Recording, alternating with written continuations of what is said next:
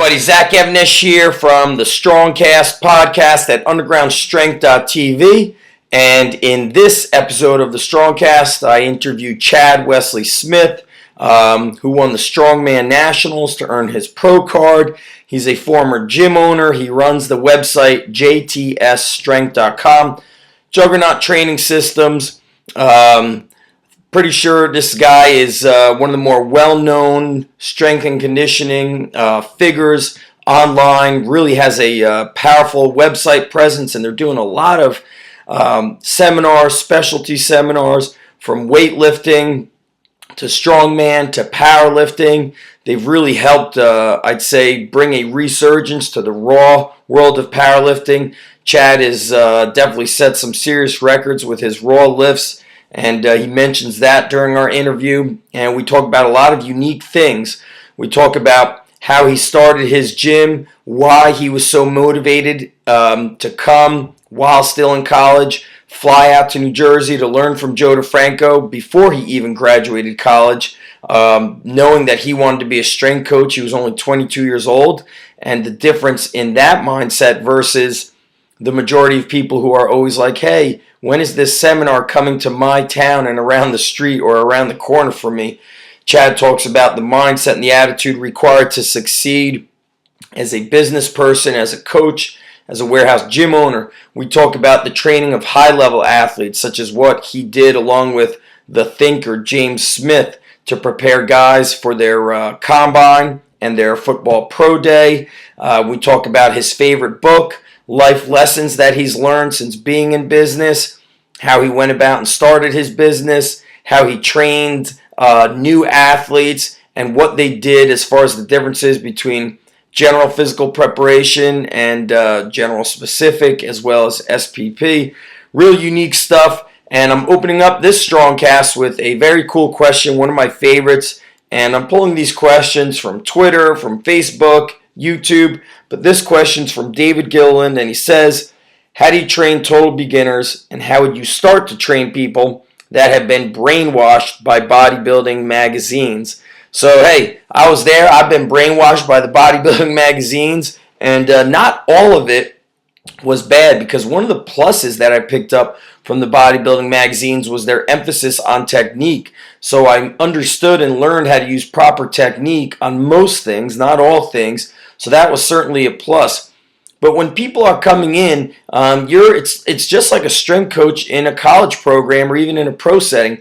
You're selling them on your program by giving them a great experience and getting them results quickly. So that's something that allows us to really get people when they're in the door. That's what allows us to have a real good response rate to people having a great time when they train with us and also feeling great and getting results. People basically get to a point where they've hit a wall when they're training by themselves or following the stuff out of magazines. So not all the things in the magazines are brainwashing anymore, because these magazines do call upon experts. They call upon me frequently. I've been writing for Men's Fitness, Men's Health, sometimes Muscle and Fitness. So they get more accurate information, whereas back in the day, a lot of stuff was just fabricated and written essentially by writers, not necessarily people who are lifting. But one thing that's very important is when you get people in the door, how do you get them to really buy into your program? Is they got to have a great time. And for a beginner, and I look at a beginner as essentially anybody who's new to our gym. They're going to be new to our system and our style of training. Is you don't want to crush them. You don't want to crush them physically, because that's what crushes their ego. And then they're almost, in a point of embarrassment where they don't want to come back. They're embarrassed. So what we want to do is show them that, hey, these might be your weak points, but that's exactly what we're going to build up on. So somebody who's new, we don't do anything complicated with them. We get into the basics, things that you really can't screw up. So we do a lot of body weight training, a lot of carrying of objects, a lot of sled drags, simple band exercises. And one thing that Buddy Morris really imprinted in my mind is he said, you want to teach movements that are easy to teach, easy to learn, and that you just can't screw up. And that has been something that's always run through my mind since I heard him say that. It must have been like 10 years ago maybe 8 years ago, but I remember that conversation I had with him so clearly and so vividly, because back in the day, there was a huge argument, as there is today, as to should you teach weightlifting, also known as Olympic lifting. Should you teach this to sport? And a lot of people were saying no, it's very complicated, it's too complicated. I don't necessarily agree with that. That's really going to depend on the situation, because if I know that I've got a college team and I'm going to see them consistently, yes, I'll teach them weightlifting drills when they are ready. But when you're in the private sector like I am, you have a lot of athletes, they just come and go. The season starts, parents pull them out of the program, Hurricane Sandy runs through, parents need their money to do other things, they pull their kids from the program. So if I know that I'm going to be able to build a foundation and I could prep kids in a long-term process, then yes, we're going to have weightlifting in the mix. The other time I would do it is if we've got seniors in high school and we're going to run them through a college preparation program. So we're getting them physically and mentally ready at a higher level with more advanced training, such as weightlifting drills, weightlifting exercises, getting them ready for college. So when you're training a beginner, the basics, you just can't deny them. And this is something that Chad is going to talk about when he gets into the guys that are really kicking ass with raw powerlifting. And it kind of goes against what we hear so often with the conjugate method of constantly changing the exercise, changing the variation, using a $500 specialty bar, bands, chains, all these things. He really goes the other direction, so make sure you listen for that. It's a very powerful interview. I know you guys are going to love it, and I need your help to share this out. So when you guys are on Twitter and Facebook, link people up to us on iTunes, show them or share them our YouTube video, and please on iTunes leave a review, and that is going to help me help more people kick some serious ass. And that's what the STRONGCast is about, building that strong body, which goes with a strong mind, and in turn you start living a stronger, more successful life.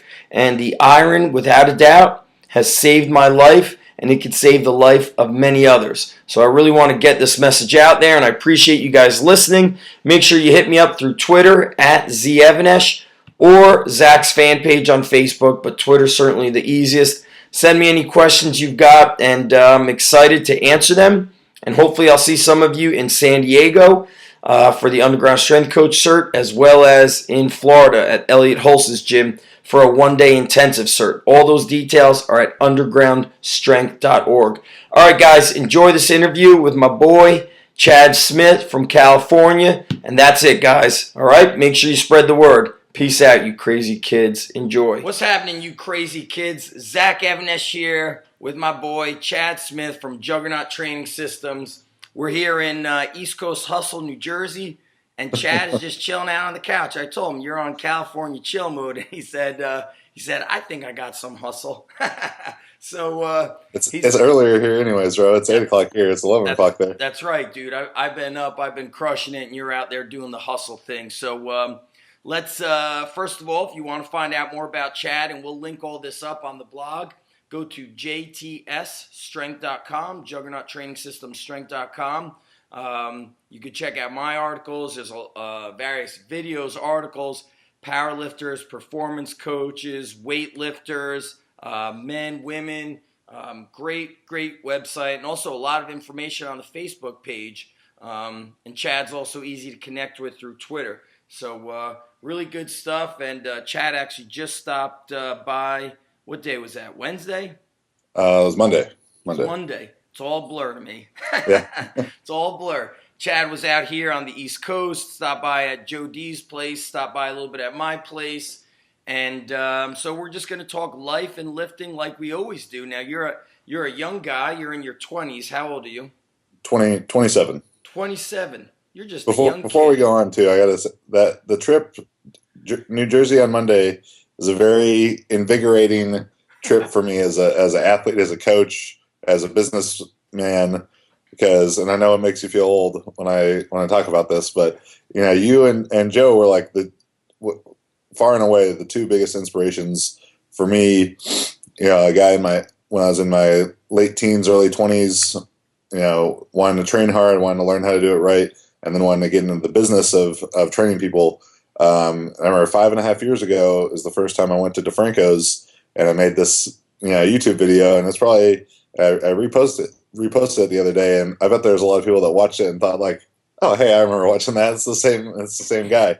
But that stuff was like 5.5 years ago, that was like a religious pilgrimage for me, and even talking to you on Monday, it's like I was watching this guy when I was 19 years old, and I was like, he's still just as fired up then as he, or fired up now as he was then. That was a quiet day. We get quiet when from basically like right after Thanksgiving until March 1st.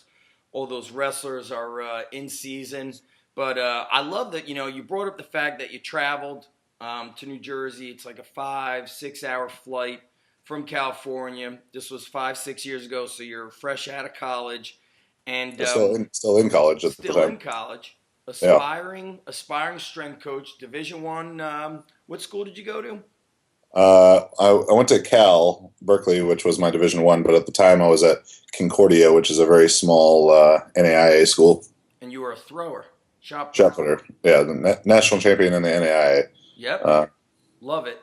And what I really respect about that is if you look at like the questions I'll get through Twitter, Facebook. Hey, when are you coming to Ohio, Zach? When are you coming to Tennessee? When are you coming to 24 Johnson Street, 1 block away from where I live? Far and few between are willing to travel, are willing to get in a car, get on a plane to get there, really to achieve their dreams. And I love, like Mark Bell has in that video, he's like, most people, they have their dreams at night and then they wake up and basically they bail on their dreams before their first cup of milk. And, it's just evident your success. You have a very successful, not just an online business, but you guys have a tour of seminars that you do. You have a team of guys working with you and girls. And I look at your foundation. I look at the actions. And talk to us about the mindset of, what, man, I want to be a coach, and I'm going to go and fly across the country to learn from the top coach. What was going through your mind at that time, 22 years old? People in fitness and coaching and whatever industry that you're in that have great ideas, and they have great dreams.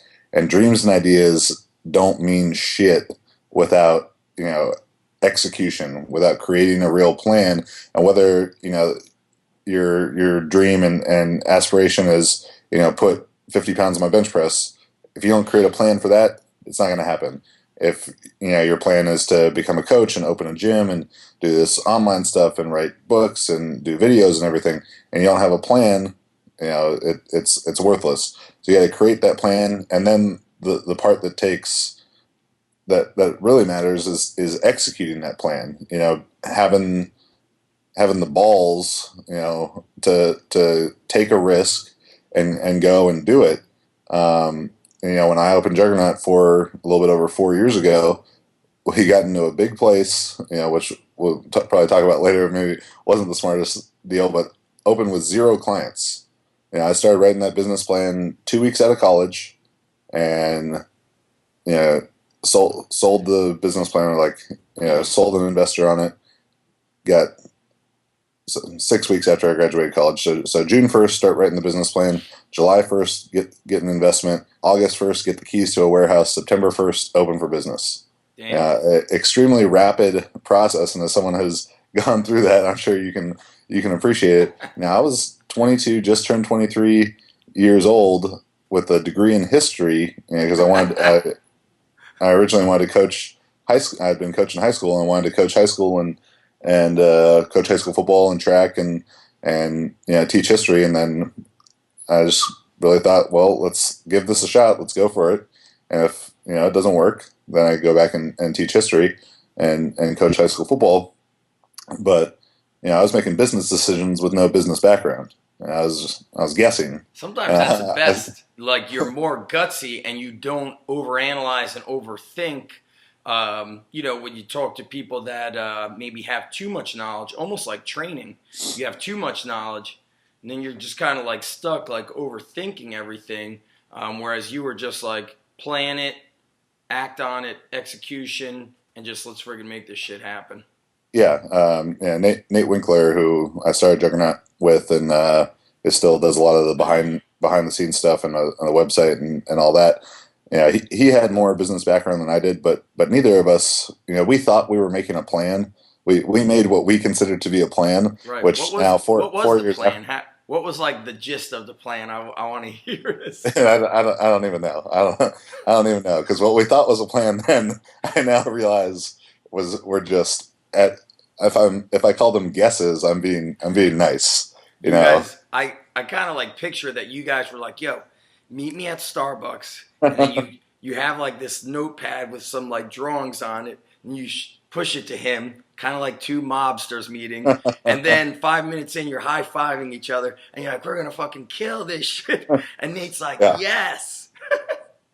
More or less, because I felt real confident about the training end of things. Yeah. And if you are watching this and you want to open a gym and do coaching for a living, it's not just about training.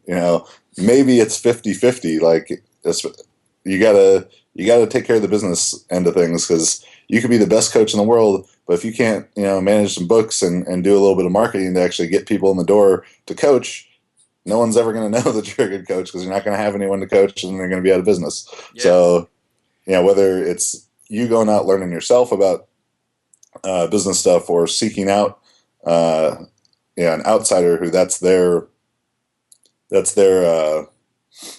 field of expertise, yeah. and you can they can share that with you. Either one of those needs to get done. What how did people find out about Juggernaut? I mean, it was this big place. California hustle. That's how they found out, Zach. Oh, it's like that. So Nate was he was a sprinter, right? Yeah, Nate was originally a basketball player at Citadel in South Carolina, and then through a series of transfers and injuries, ended up being a sprinter, and that's how he and I met. I was throwing the shot put. He was running fast and turning left.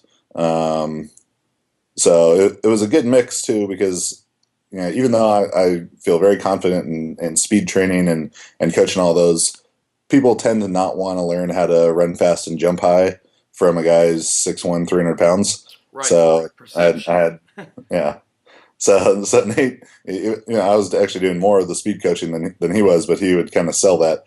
But really, we just got out and pounded the pavement. A lot of cold calls to coaches, a lot of just going to practices, connecting with coaches, really giving the service away to coaches at first, like come in and you personally do a training session with us, or we'll do 1 or 2 or 3 free sessions with your team, whatever it is, just so we could, we were so confident in the quality of the product.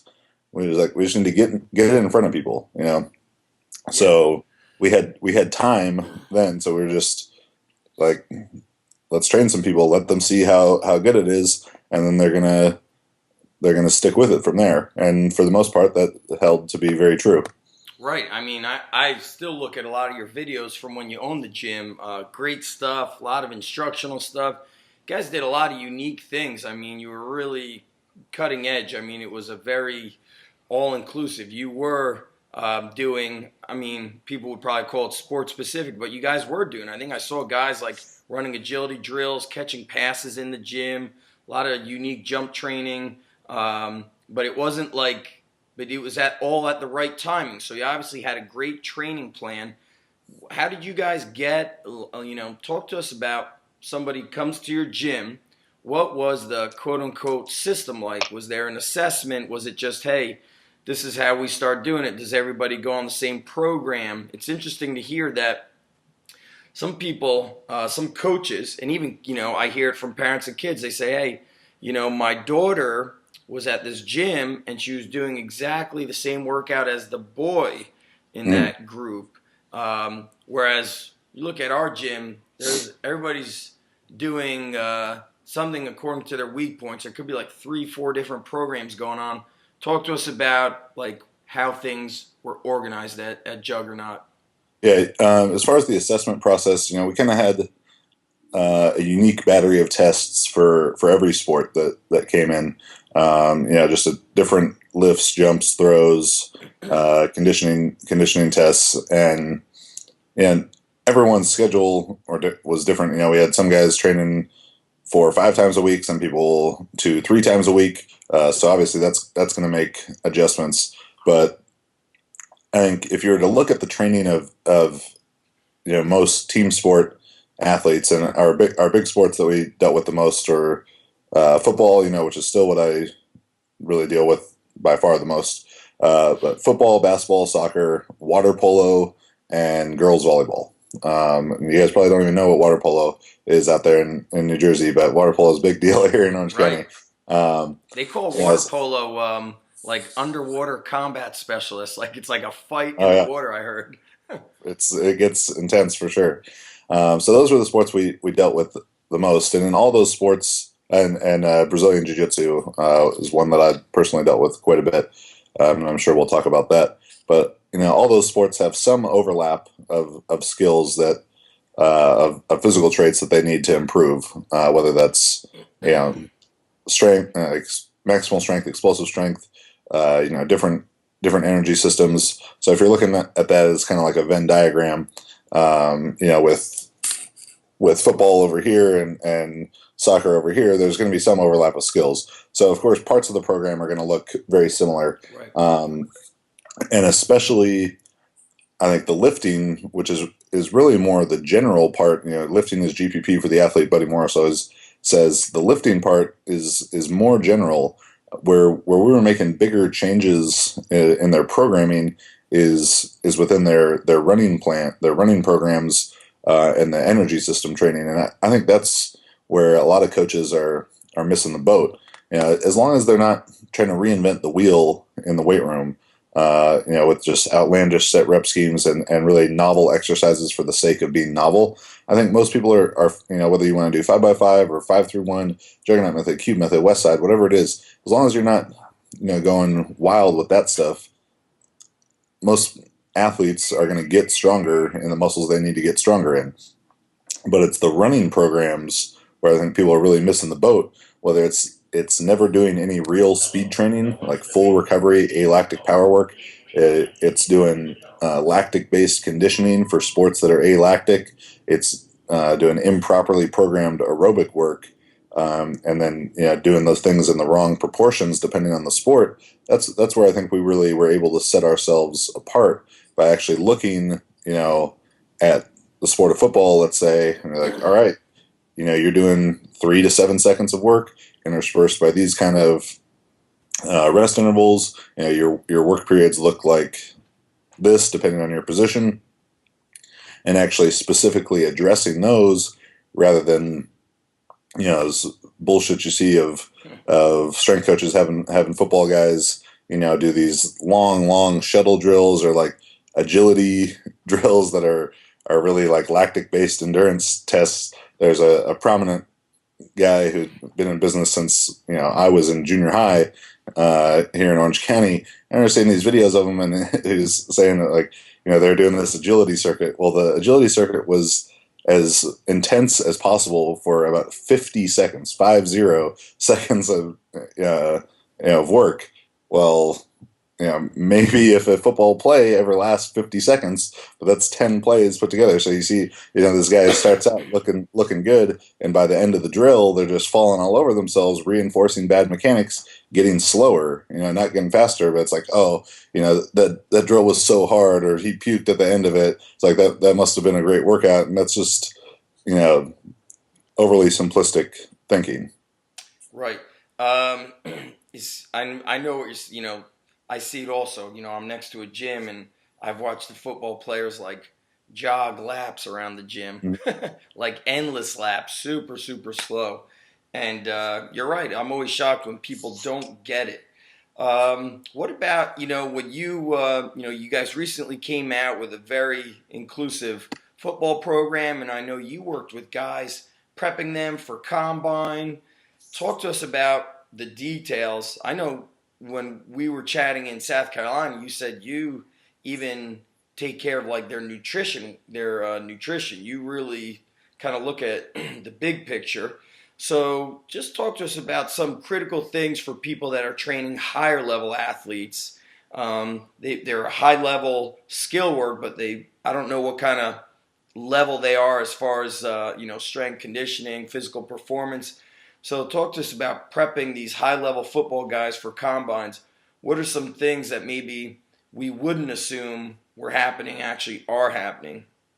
So the first thing when it comes to combine prep or Juggernaut's specific combine prep is that I want to give a huge thank you to James Smith, the thinker, James Smith, not Smitty Diesel, though he's a great guy too, who was our program director at the time and really handled the majority of their training. And if you're not reading his website, powerdevelopmentinc.com, and his articles on Juggernaut and stuff, you're really missing out on a lot of great information.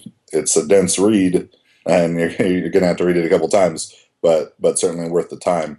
So as you're looking at combine prep, getting guys ready to go to the NFL, you've got your skill component, your football skill component, your skills of the tests, and then the general physical prep work. So getting someone ready for the combine is not getting them ready to play football.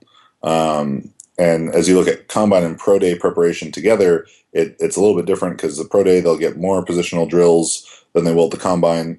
Combine, there's still some stuff, but it's, what's coming, where the pro day, you might not know what's coming because whatever team's coaches are there can really make you do whatever they want. So every athlete's going to come in within a different spectrum of abilities in regards to how good their general physical traits are versus how good their skill work is, and of course you don't want to let what they're great at diminish, but you got to bring the other stuff up to match. And it was kind of interesting that year. Our combine prep group, we had 7 guys get drafted and 8th be taken as an undrafted free agent. And I'd say of those 8 guys, the guy who was the best athlete, the first off the bus, was a safety from Vanderbilt named Sean Richardson. Sean's 6'2", 225, ran in the high 4.4s, did like 26 reps of 225, 40-inch vertical, it looked like an X-Man, just shredded beyond shredded. And Sean went undrafted and was picked up by the Packers. And that was the best athlete in the group.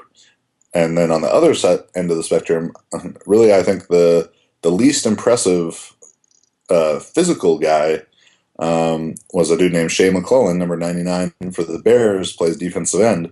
And and not to say that Shea was a bad athlete by any means. He ran the fastest or second fastest 40-yard dash of all defensive ends at the combine. So great athlete as well, but not with the same explosive qualities like a 31, 32-inch vertical, 19 reps of 225. And Shea went in the first round, and because of his skill. Is that what it was? Yeah, and Shea played at Boise State, and he played from inside linebacker, outside linebacker, defensive end, and defensive tackle at some point in his career. So just a versatile athlete, qualities that are much tougher to measure, with a stopwatch or a measuring tape.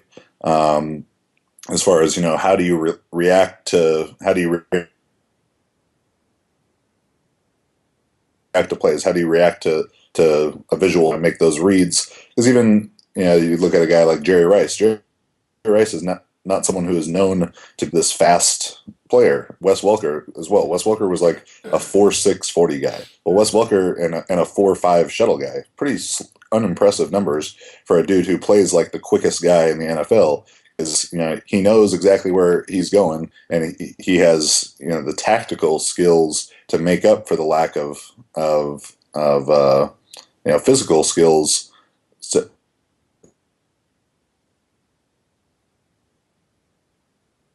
To play so much faster than he's a 4.7 guy, but because his technique and tactics were so good, he was playing faster than 4.4 guys who maybe didn't have that same end of things. So I digress a little bit from the main point, but depending on where you are in the combine prep phase, if the guy's playing in all-star games, all that kind of stuff, that's going to kind of swing the balance between, if they're getting ready for an all-star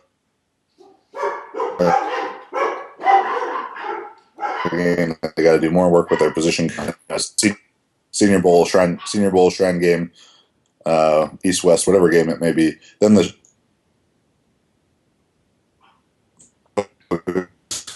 shift, more to very specific tests with pretty limited skill work, but it all has to be taken into account. That's one of the things I really touch on in my Juggernaut football manual. That everything that athlete does, football, basketball, whatever, wrestling, is all a stress to the body, and it's all a stimulus. And even though coaches tend to not quantify the volume and intensity of work that's being done on the field, maybe they can't. They're counting the total volume in the weight room, and maybe total volume will work on sprinting and jumping, but it's like they do practice and then they go and train. And that thinking shouldn't be compartmentalized like that, because your body doesn't know what a squat is or a deadlift is or a blocking or tackling drill. It just knows stress, and it all has to be accounted for. So it's so important, for you as a coach preparing anyone for combine prep or for high school football or college football, anything in between, that you look at what they're doing in practice first, and because blocking, tackling, sprinting, cutting, jumping, all that stuff is stress to the body and provides a training stimulus. And give that the first priority, because that's the most important thing to being a great football player. Is practicing football. What a unique concept. And then everything after that is done to complement the work that you do there. And I think that's something I really lay out in the football manual, is the different phases of the year as you go from off season to spring football to summer football, training camp, in season, how those different proportions are reflected. Yeah, when you trained, we'll back up a little bit. When you were training the athletes, any of your athletes in the off season or even the in season, and knowing that coaches have different philosophy, athletic coaches, that you might be training kids from a football team where they're always running gassers, or maybe they're distance running. I mean, we've trained shot putters that do like a 5K before they practice. So when kids came in, did you say, how did practice go today? What did you guys do? And then you start tweaking your program? Do you communicate with them like that? I mean, yeah, you've got to do that. You're doing your athletes a disservice if you're not not taking that into account. Part of that is really the reason why that the only football players that I work with now are seniors in high school who are getting ready to go to college, because then I can avoid that exact scenario that you're talking about. I've got guys who all they're doing is they see me 4 to 6 days a week, 2 to 3 hours a day, and they don't have spring football to worry about. They got no other coach in their ear, that I'm taking care of everything, and it's for that exact reason, just because I don't like to have to work around other coaches' mistakes, really. Sure. But before I had the ability to just have my 12, 15 guys and get them ready to send them off to college, I was having to make those kind of adjustments, and you just gotta fill in the gaps of what they're not getting at school. And unfortunately, when the running program is being poorly managed, if they ran a bunch of gassers at practice, they're not going to get better by coming to me or any other coach and then doing sprint work after that. It's just pointless to pile that stuff on top. If you did have a kid that was running a lot of gassers, how did you adjust like his lower body work, or if they were running distance work and doing, we hear it with wrestlers too. Some of our first, you were in this week, and this was essentially the beginning. It's like the beginning of the second week of the season. And some kids told us they haven't wrestled yet. All they've been doing is running stairs, running sprints. So how did you adjust leg work when their legs were hammered either through distance work or, gassers and just too much of the wrong shit? What did you do as far as changing sets, reps, percentage of the effort used in the squat or deadlift? What did you change?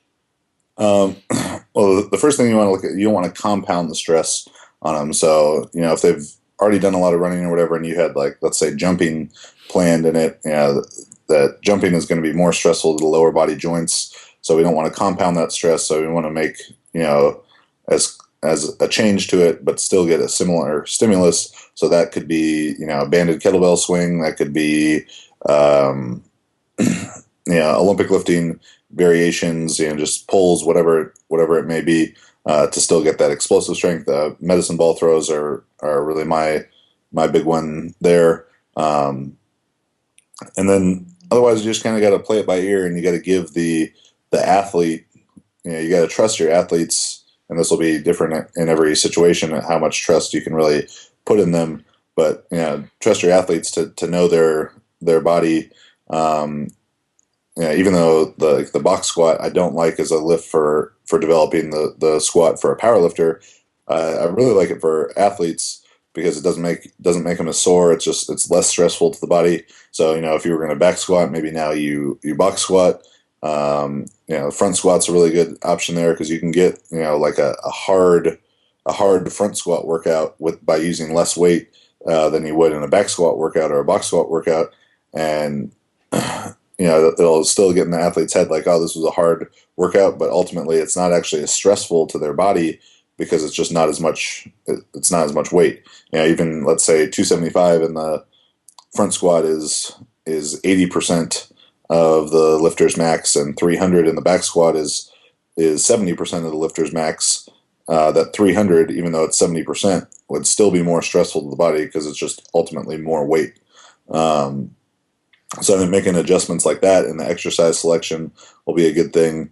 Just dealing more with submaximal weights with the understanding that the running work they did beforehand, it was a stimulus and is going to provide a training stimulus to them, even though it might not be exactly what you wanted it to be. That can still help them get better. And you'll be better served to not, just try and put more on top of that. And then, overtraining is a real thing. I've done it before. I've done it on at least 2 occasions. And I was like Charlie Francis analogy that he uses of the central nervous system being a cup. So he likened the CNS to a cup, and every, a cup has finite capacity, and every stress you impose on the body, training, life, whatever, it fills that cup up to some degree. The bigger the stress, so the more intense the activity, the more it's going to fill that cup up. And when the cup overflows, you're overtrained. So that's what I'm saying. Every factor needs to be taken into account, from practice to general physical prep to, if it's finals week, if you had an athlete who's, just his girlfriend just broke up with him, all that stuff is stress. Like I said, body doesn't. I've always said, squat. The emotional stress I've found to be way more intense on anybody than going through a hard workout.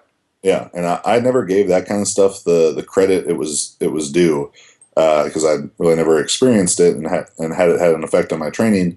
And then about a year into Juggernaut, after piling up a year's worth of 75-hour plus work weeks and all the stress that comes with opening your own small business, and my training was really going in the shitter, and I was like, I just need to do more. I need to do more. Like I wasn't sleeping well, all that kind of stuff, and more is almost never better in that kind of situation. So so I was going to just start asking you about some mistakes you made as a coach and how they influenced your own training. But so you won the Strongman Nationals, right? Yeah, 2012 Amateur Nationals. I won my pro card there. So did you own the gym at that time? Yeah. So well, I guess we had moved out of that facility that people are probably familiar with videos about a month beforehand. So this is what I was going to ask you: is what you go and turn pro in strongman? It was fairly new to you. I think you were not really used to you just kind of made this transition. You were very strong. What are some of the, how did you organize your training? And also I want to tie it into, as a coach, we all make mistakes and then we're like, all right, now I'm going to make this better. And you apply it to yourself, you apply it to your coaching. talk to us about your training program in general, your own training, because you've been an athlete on, with different sports. You've been a thrower. You have a football background, obviously. So how did you apply all the stuff you've learned through being in the trenches as a coach to your own training? I've seen deadlifting like 800, right? Over 800? I've squatted 905 in a belt and wraps, and then deadlifted with straps. I pulled 835. My best deadlift in a meet 788. Okay, so talk to us about your own training, mistakes that you think are real important for people to watch on, and also things that you feel you did that were, obviously very good, that helped you succeed so much. That'll help others. I think as you're looking, training, when you're stressed for time and that kind of thing, you have to focus on what's most important. So let's say back when I was throwing the shot put, if I could only do one thing, if I had an hour of training a day, what was that 1 hour going to be filled with? Throwing the shot put. If I wanted to get better at that, has to be your primary focus, and everything after that, is secondary, it's accessory, it's supplementary. And everyone always wants to ask, what's your favorite accessory exercise? What's your favorite of this? What's your favorite of that? And it's like, well, dude, you ain't focused on the first one, the one that actually matters. Do that one better, and then worry about the other stuff. So I had lots of times where if I had a squat training session, I squatted and that was it. And it's not ideal, certainly, but if you look at Andrei Milanichev, who over the weekend, totaled 24-25, break the all-time raw total record, they'll tell you, what's your squat accessory? More squats. What's your bench accessory? More bench. What's your deadlift accessory? More deadlifts. And those are the only exercises he does. So he's obviously focusing on only what matters. So I think a lot of times people want to overcomplicate things. I don't remember if it was you and I talking about this on Monday. Let me ask you something real quick, Chad. But some people, and I feel like I'm one of them, like I feel like if I'm only squatting, it helps my squat, but I feel that when I start doing glute ham raises, heavy sled drags, back extensions, it goes up. I remember when I was having a hard time doing heavy farmer walks, I started box squatting more, and then the farmer walks felt easier versus farmer walk, farmer walk, farmer walk. So, some people did you find that when you trained people that some of them got strong by doing more of the thing? Let's say I want to get better at strongman and I want to increase my speed of tire flips. Maybe me getting better at, various cleans, from the hang, from the ground. Did you find that there was a carryover? You were like, I just got to keep flipping his tire. Some of that will depend on the athlete's level. The higher level you get to, it's only the more specific things that are going to help them improve. If you got someone who's trying to flip like a 500-pound tire, these are kind of arbitrary numbers, but a 500-pound tire, and they can only squat 250, just not a very strong squat. Like, of course, they're going to get better at flipping the tire if their squat goes up to 300. Right. For me, I started day one of Strongman. I'd already squatted 900 pounds raw. There was maybe in the whole world of competitive Strongman 2 or 3 guys who could squat more than I could. But, let's say the yoke, probably the event that will have the most carryover from the squat, there were dozens of strongmen who were better in the yoke than I was. So for me, taking my squat with the energy it would have required for me to take my squat from 905 to 925, have made me any better at walking with 1,000-pound or an 1,100-pound yoke. No. You're high level. The only thing that was going to improve me there was doing more yoke.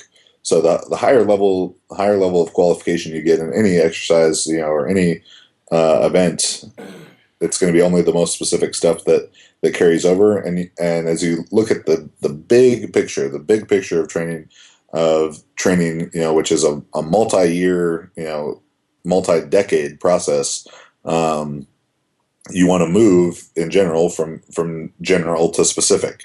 So, if I had a 14-year-old kid, who's been training for 6 months and he wanted to be a strongman, let's say. So I really wanted to focus on tire flip, even though the tire flip's really not that big of an event anymore because everyone tears their biceps, so no one likes to do it. but and I wanted to improve at tire flip. I would not do just tire flips with him. I'd want to move from a more general pool of exercises to really give yourself flexibility in creating the whole training plan. Because if I start out day one and all I'm doing is tire flips, where can I go from there? The only way is to do different exercises, which, as you get better, not going to have as high a transfer, or to add more exercises, which you also don't want to do, because over time you should be removing exercises from the training plan. That's so you can only focus on what is most important. And I've written an article called Consolidation of Stressors, and it's a part of Juggernaut Method 2.0. It's a part of the football manual. That whole idea of over time, whittling down the training plan to what is only most important, so you can facilitate recovery better. So you just have more energy to focus on what really matters most. Right. Is an extremely important concept in the creation of a training plan.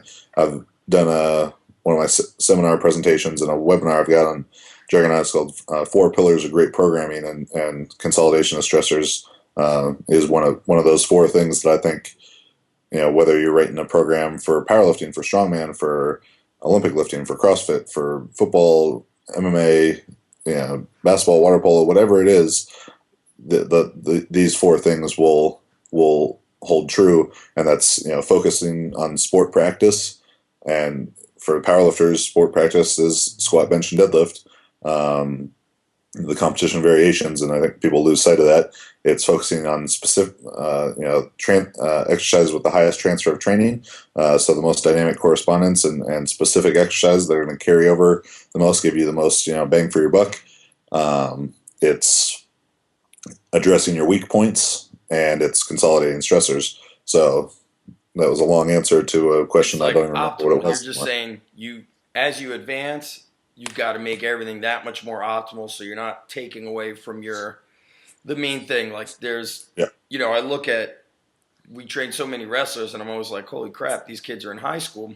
They're just cutting extreme amounts of weight, and then they go to high school practice, and then they go to a club practice. They're putting in 20 hours of skill work, and it ends up working against them, because I feel like they need to get to level X, but they take it to level Z, and then they fill up that cup, and then it works against them. They're just doing too much of the same shit. Yeah. Talk about real quick, because I'm gonna ask you this one question, and then one more after that. You were gonna get into it. You mentioned a guy, I don't remember his name, raw lifter, and he was, I can't remember the frequency, but a lot of... Mike Tashir. Right, where's he from? Mike right now actually lives in Italy. He was Air Force and then was living in Kentucky. But yeah, he lives in Italy now. But he came and he was a speaker at last Become Unstoppable seminar out here in October. And if Mike's company is RTS, Reactive Training Systems, and Mike benches 4 times a week, squats 3 times a week, deadlifts twice a week. He programs for Blaine Sumner, who's a Team Juggernaut guy who's on a very similar idea, and it's really no accessory work. It's just bench, squat, and deadlift variations. And the farthest out that variation may be is doing like a pen lay row as a deadlift variation. What about what kind of bench variations does he do? Flat, incline, varied grips? What is that? Yeah, mostly different length pauses, different width grips, some like pin press variations, but it's very, very specific. And I think people have lost sight of how small a change in stimulus you can make to an exercise, and they're all worried about, if all I do is bench, I'm going to adapt or whatever. Every workout that I did for over a year worth of powerlifting, I put 105 pounds on my squat and 53 pounds on my bench and 85 pounds on my deadlift. All the squat work every squat session started off with the squat and my competition stance to depth, and every bench variation started out with pause bench, with my regular grip, and deadlift variation started off with deadlift from the ground. So this idea that you have to change exercise every week or you're going to accommodate, it's just not true at all. If you look at, Mike Teixeira, how strong he is, or Andrei Milanichev, he just broke the raw world record and all he's doing is squat, bench, and deadlift, or what I was doing, to think that a high schooler or a college, athlete or football player or something who's not even near the level of qualification, right. Strength and as a lifter is going to accommodate because they do the same exercise over and over is just ridiculous to think. It's more like these younger kids are. They get bored of stuff. I feel like when we're older, we're more mature, and we say, okay, I'm going to stick to this bar for the 12 weeks, 12 months, whereas a younger kid's like, I did that last week, and I'll be like, did you do a layup last week, or do you ever shoot a foul? You ever do a free throw 2 days in a row? I was like, same difference. Like, you got to get better at the skill of this. Yeah, and I don't know if this is like a West Side kind of popularized thing, but people think that the changes have to be so drastic, that one week I need to use this specialty bar, which costs $500, and next week I need to use that specialty bar that costs $500, and put these chains on, and so on and so forth. Where the change can really be, let me move, my 1 week squat low bar, and 1 week front squat, and 1 week squat Olympic squats, or move my grip, an inch variance one way or the other, the different length of pauses, that's a change. The body, that's a new thing for the body, and that's gonna keep the body trying to adapt to the new stimulus that you're imposing on it. So it doesn't have to be these outrageous changes, because when you get into things that are too far away, from if your goal is competitive powerlifting, you get into things that just aren't that similar to the squat anymore, like a good morning or something. That's just not going to have the same level of carryover as a more close variation will. Right. Let's close out with this. You've had various stages in life as a business owner, as an athlete, running a business, both a physical and an online business. Give us like a big life lesson, or maybe two life lessons that you feel that have really hit you hard the past year or two. I think the past year or two has been some big transitions for you with regards to your business, and also as an athlete. It's not long ago that you won nationals and broke records as a raw lifter. So any big life lessons that you'd like to share? Oh man, just some life changing stuff here. I'd say, of course, as we mentioned before, make a plan and have the balls to carry it out. Whatever that is, whether you're watching this for business, training, any sport, that's the first thing you gotta do. And then, to surround yourself with positive, like-minded people. That's why I'll get out there to New Jersey and hang out with you and Joe, and spend time at seminars and events, with Brandon Lilly, Dan Green, all the great people I have on Team Juggernaut. So surround yourself with people who are doing what you want to do, who are moving you in that direction, not people who are detracting from you and stealing your energy, but people that you feed off of. So yeah, that would be it for me. Did you ever find a time though where, because it is Team Juggernaut, right? Did you ever find a time where you didn't have a team or even a friend that was like on the same wavelength as you are, and you kind of had to get, you told me on Monday that you essentially trained alone a lot of the time. Yeah. You hear people like, I can't do this alone. I need a training partner. I need this and I need that. Just give us a quick tip on kind of the warrior mentality of doing some shit on your own. Yeah, since I've been training since I was 14 years old, and never really had the same training partner for anything more than 3 to 6 months. Maybe I'm really hard to get along with or something, but I think it's really that I just, especially in high school, just no one could hang with my work ethic.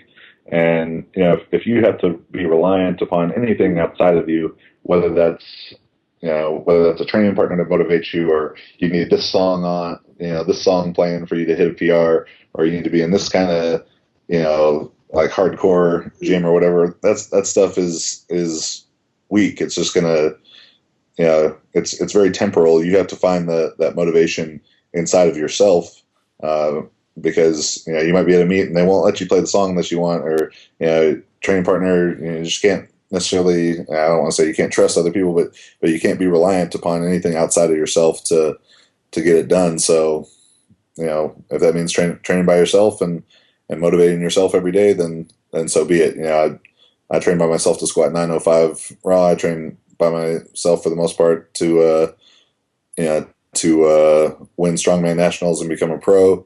Not to say that I didn't have some training partners here and there along the way, but you just gotta, if you have to look within, for that intrinsic motivation. Yeah. You got a favorite book out there that you recommend people read? Book about life and just kind of getting out there? A book called Season of Life by a guy named Jeffrey Marks. It's his story of spending a year with a football coach in Maryland named Joe Ehrman, and that he had known since he was a little kid when he was a ball boy for the Colts, and Joe Ehrman was playing for the Colts. And it's just an awesome story about what it really means to be a man, and this idea of like false masculinity that so many people, I think, in the world are wrapped up in regards to being a man is about how much money you make, or how good at sports you are, or how many girls you're with, or whatever. But being a real man is about making impactful, powerful relationships with the people around you, and having 360 degrees of integrity is what he says. So all around in your life, not just in what people can see. It's a book I've read several times, and I'll get emotional when I'm reading it in certain parts. Like I'll cry in the airplane while I'm reading it and be like all embarrassed. No, I'm not crying. Don't look at me, person next to me. But yeah, Jeffrey Marks' Season of Life is definitely one of my favorites. Awesome. I'm not a dad or anything, but for fathers, for people who coach, for any of that stuff, highly suggest. Great. Awesome. We're going to definitely have to do a part 2. I want to definitely get back, talk about CrossFit, talk about more stuff with the gym life, talk about weightlifting and addressing injuries. We'll have to do a part 2. Once again, to find out more about Team Juggernaut, go to jtsstrength.com. Sign up for the newsletter. Great gifts that you get signing up for the newsletter. And also it's just a lot of content from a lot of different, fields in, human performance, from the mental aspect to the physical, men, women, CrossFit, just overall strength. It's great. And we're going to close it out here, and we'll definitely, we're going to lock down something where some of the guys from the team will be out to New Jersey at the Underground Strength Gym. We'll lock down that date. And everybody, thanks for listening. Please spread the word about the STRONGCast at undergroundstrength.tv. Thanks, everybody. Chad, thanks so much, brother. Zach, always a pleasure, my man. Peace out, kids.